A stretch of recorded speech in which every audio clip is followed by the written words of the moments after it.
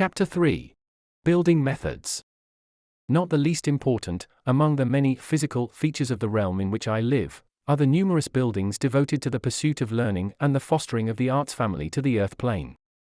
These magnificent edifices present to the eye all the signs one would expect of the permanence of eternity. The materials of which they are constructed are imperishable. The surfaces of the stone are as clean and fresh as on the day when they were raised up. There is nothing to soil them, no heavy smoke-laden atmosphere to eat into them, no winds and rains to wear down the works of exterior decoration. The materials of which they are built are of the spirit world, and therefore they have a beauty that is not earthly. Although these fine halls of learning have every suggestion of permanency, they could be demolished if it were considered expedient or desirable to do so. In some cases it has been so considered. Such buildings have been removed, and others have taken their place. The spirit world is not static. It is ever vibrant with life and movement. Contemplate, for a moment, the normal conditions of the earth world, with the many changes that are taking place continuously, the gradual reconstruction of towns and cities, the alterations in the countryside. Some of these changes have not always been deemed improvements. However that may be, changes are made, and the procedure is looked upon as one of progression. What, then, of the spirit world? Are no changes to take place in the world in which I live? Most certainly they are. We do not exactly move with the times, to use a familiar earthly phrase, because we are always very much ahead of the times. And we have every need to meet the heavy demands placed upon us by the earth world. Let us take one specific instance, just one. As the earth world progresses in civilization, in its own estimation, the means and methods of waging war become more devastating and wholesale. In place of hundreds killed in battles in ancient times, the slain are now counted in hundreds of thousands. Every one of those souls has finished with his earthly life, though not with the consequences of it, and, in so many cases, the earth world has finished with him too. The individual may survive as a memory to those whom he has left behind him, his physical presence is gone. But his spirit presence is unalterably with us. The earth world has passed him on to us, oftentimes not really caring what has befallen him. He will leave behind him those whom he loved, and who loved him, but the earth world, so it thinks, can do nothing for him, nor for those who mourn his passing. It is we, in the spirit world, who will care for that soul. With us there is no shifting the responsibility onto other shoulders, and so passing upon our way. We are faced with strict realities here. The earth world, in its blind ignorance, hurls hundreds of thousands of souls into this, our land, but those who dwell in the high realms are fully aware, long before it happens, of what is to take place upon the earth plane, and a fiat goes forth to the realms nearer the earth to prepare for what is to come. These dire calamities of the earth plane necessitate the building of more and ever more halls of rest in the spirit world. That is one occasion, and perhaps the greatest, for the changes that are always taking place here. But there are others and more pleasant. Sometimes the wish is expressed by a great number of souls for an extension to be made to one of the halls of learning. There is seldom any difficulty about such a desire, since it is in no sense a selfish one, because it will be there for all to use and enjoy. It was in reply to a question which I put to Edwin that he told me that a new wing was to be added to the great library, where I have spent so many profitable and enjoyable moments since I came to Spirit. It was suggested that perhaps Ruth and I would like to witness a spirit building in actual course of being erected. Accordingly, we made our way to the city and to the library.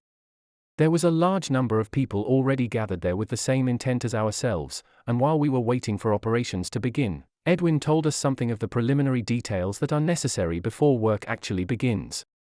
As soon as some new building is desired, the ruler of the realm is consulted. Of this great soul, and of others similar to him in spiritual character and capacity, I will tell you later. Knowing as he does, so intimately, the needs and wishes of all in his realm, there never arises a case where some building is required for the use and service of all but that the wish is granted. The ruler then transmits the request to those in authority above him, who in turn refer it to those still higher. We then foregather in the central temple in the city, where we are received by one whose word is law, the great soul who, many years ago of earthly time, made it possible for me to communicate thus with the earth world. Now, this seemingly involved procedure of passing on our request from one to another, may suggest to the mind the tortuous methods of officialdom with its delays and protractedness. The method may be somewhat similar, but the time taken in performance is a very different matter. It is no exaggeration to say that within the space of a few earthly minutes our request has been stated, and the permission, with a gracious blessing accompanying it, has been granted. On such occasions as these we have cause for rejoicings, and we seize the opportunity to the full. The next step is to consult the architects, and it may be readily imagined that we have a host of masters upon whom we can draw without limitation. They work for the sheer joy it brings them in the creation of some grand edifice to be used in the service of their fellows. These good men collaborate in a way that would be almost impossible upon the earth plane. Here they are not circumscribed by professional etiquette, or limited by the narrowness of petty jealousies.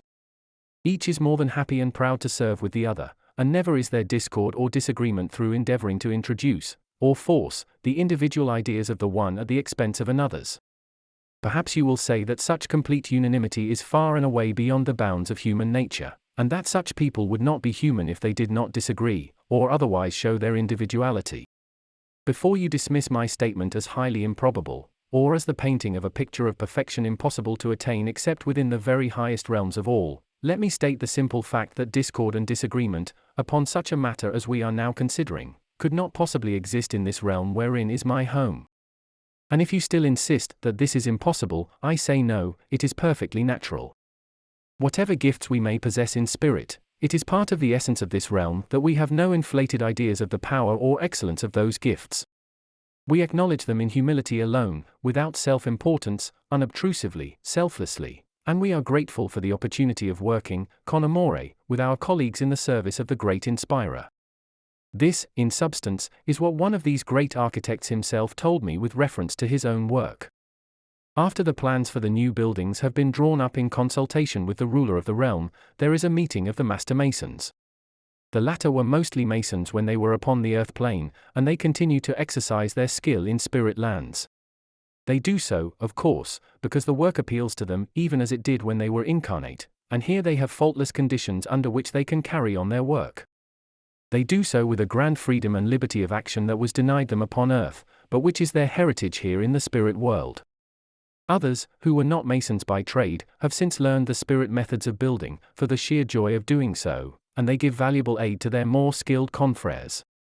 The masons, and one other, are the only people concerned in the actual construction, since spirit buildings do not require much that has to be included within the disposition of earthly buildings. Such, for example, as the necessary provision for lighting by artificial means, and for heating. Our light comes from the great central source of all light, and the warmth is one of the spiritual features of the realm. The addition which was being made to the library consisted of an annex, and it was not of any very great dimensions. Our spirit library has at least one feature in common with earthly libraries.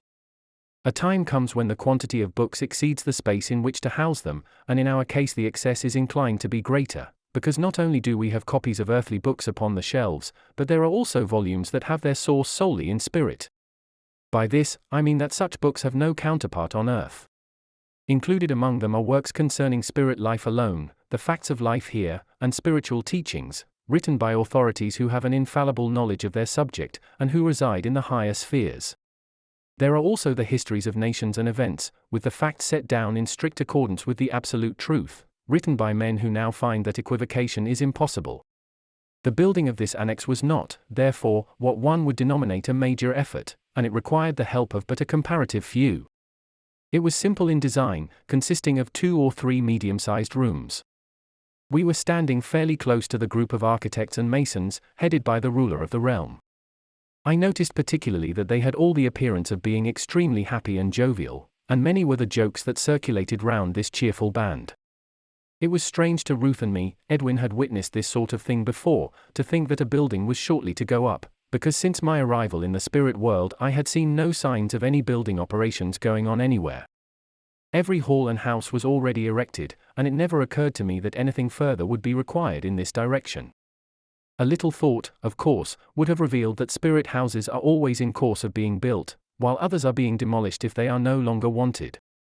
The halls of learning all looked so very permanent to my unaccustomed eyes, so very complete, that I could not think it would ever be necessary to make any additions to them. At length there were signs that a beginning was to be made. It must be remembered that the act of building in the spirit world is essentially an operation of thought.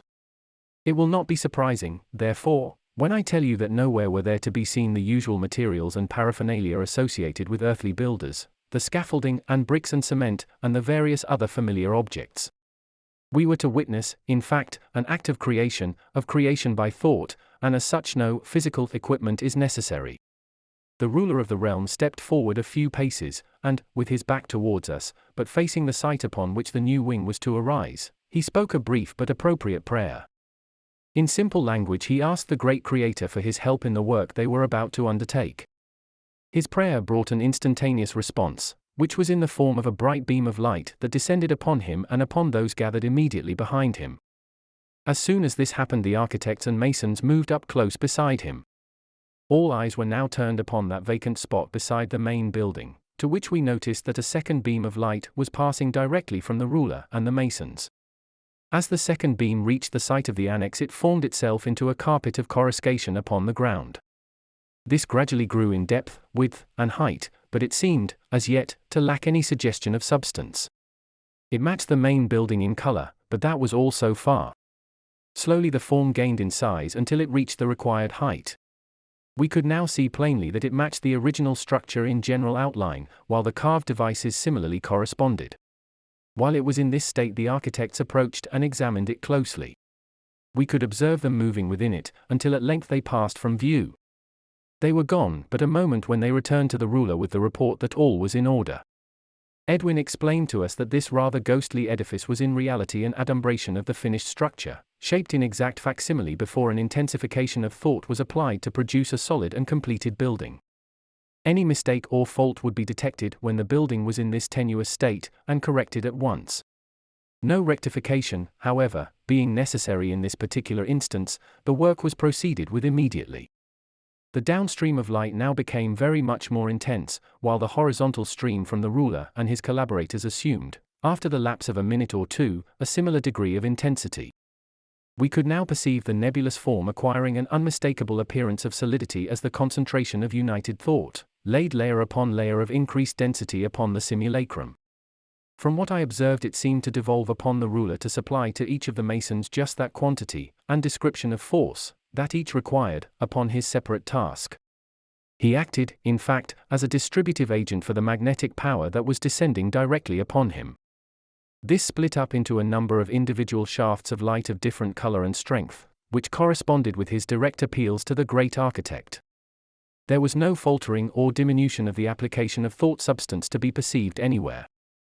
The masons themselves seemed to work with a complete unanimity of concentration, since the building attained full solidity with a remarkable degree of evenness.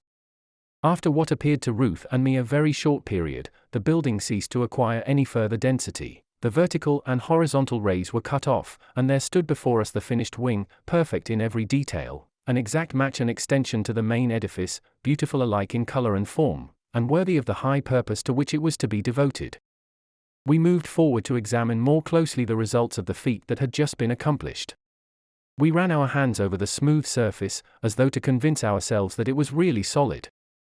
Ruth and I were not the only people to do this, as there were others who were witnessing for the first time, and with equal wonderment, the immense power of directed thought. The procedure which governs the building of our personal houses and cottages differs a little from that which I have just described to you. An indispensable prerequisite to the ownership of a spirit home is the right to own it, a right which is gained solely by the kind of life we live when incarnate, or by our spiritual progression after our transition to the spirit world. Once we have earned that right, there is nothing to prevent our having such a residence if we should wish for one. It has often been said that we build our spirit homes during our earthly lives, or after. That is so only in a broad sense. What we have built is the right to build, for it requires an expert to erect a house that would justify the name. My own home was built for me during my earthly life by builders just as proficient as those who helped to erect the annex to the library. My friends, headed by Edwin, had looked after all the details entailed in such work. They had sought out the men to undertake the task, and the latter had carried into effect a fine piece of craftsmanship. When that day shall dawn upon which my spiritual progression will carry me onwards, I shall leave my house. But it will rest entirely with myself whether I leave my old home as it stands for others to occupy and enjoy, or whether I demolish it. It is customary, I am told, to make a gift of it to the ruler of the realm for his disposal to others at his discretion.